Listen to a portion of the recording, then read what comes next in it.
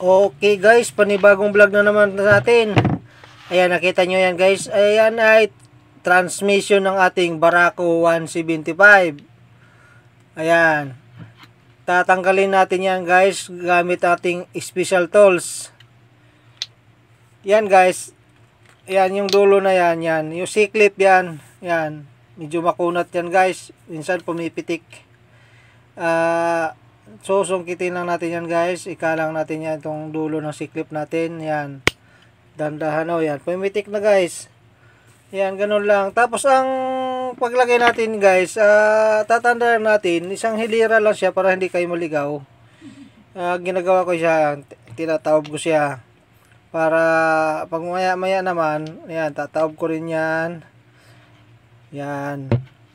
Para maya maya pagbalik hindi kayo maliligaw kasi nakahilira naman siya Oh, yan guys, itong kuan medyo makunat-kunat yan nasa gitna. Marami ka pang kanal na may kanal ka pang isa ditong madadaanan.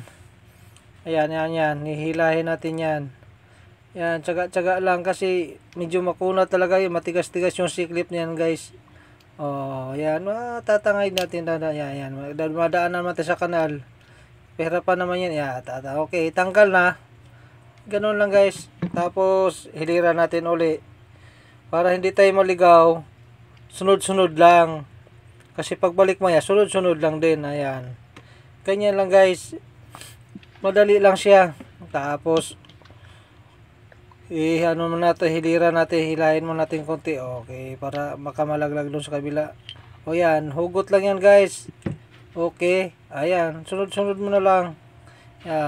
Hilahin mo na natin kay baka malaglag doon sa dulo. Okay, ayan na yan. Pinaka-axle na yung kuan. Kalansay na siya guys. Yan, yan na naman nating titirahin. Yan, yung C-clip na yan. Medyo pahirapan nga lang talaga guys. Tsaga-tsaga lang. Yan, dudukutin natin yan. Medyo tabingi minsan umi-slide pero pag natangay mo na siya, wag natangay na ng kaunti gas siya, ganito lang yan. Ayan, ginagawa ko, tutulak mo na lang yan. Ayan yan ang problema dyan may kanal. Okay, yan, natatangay siya. Medyo matigas-tigas talaga guys. Kakamay-kamay na natin, hindi lang natin ibabad baka mapanis sundit-sunditan natin konti.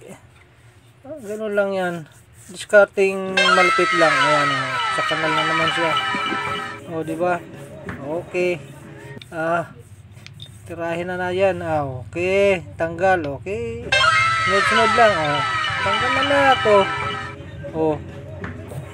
Diba? Ganun lang.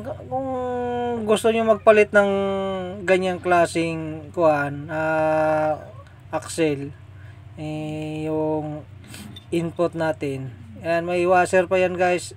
Hindi, ano pala siya guys, tawag niya,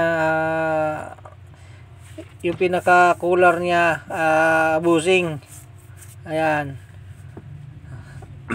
Ayan guys, yan yung pinaka ihi ng pinagkabitan nating clutch housing. Tibay niyan guys.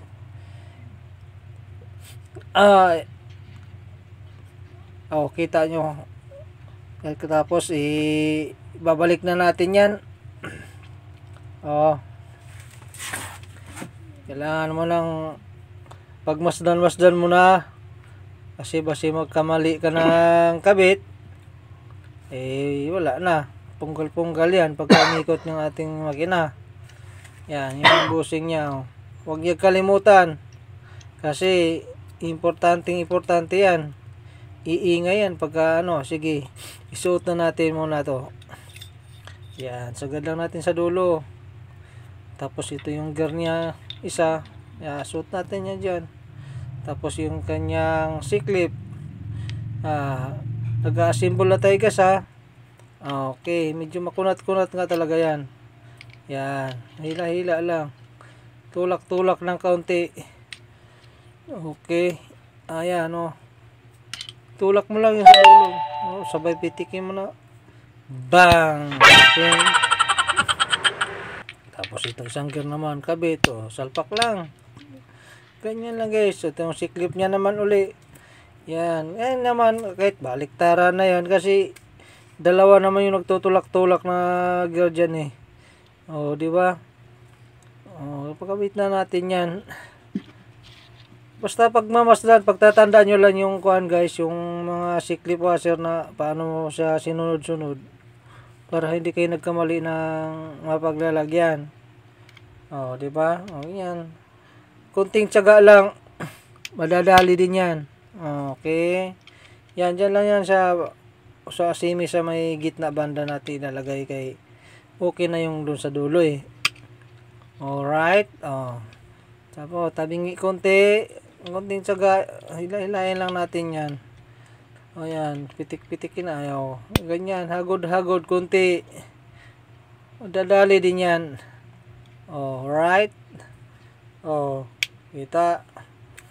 Yan, ganyan lang. Tapos, ayan. Ikot-ikutan natin konti. Yan, pag maganda gumagalaw siya, dapat gumagalaw siya sa gitna. Ikot-ikutin natin. Ayan, okay na yan. Okay, so alright na yan guys. Okay, ito isang garaman. Salpak. Twing. Diba? Pasok. Ganyan lang. Hindi ka na, isang washer na lang. Sharo naman yung hindi mo na kayang ibalik. Isa nag-iisa na lang.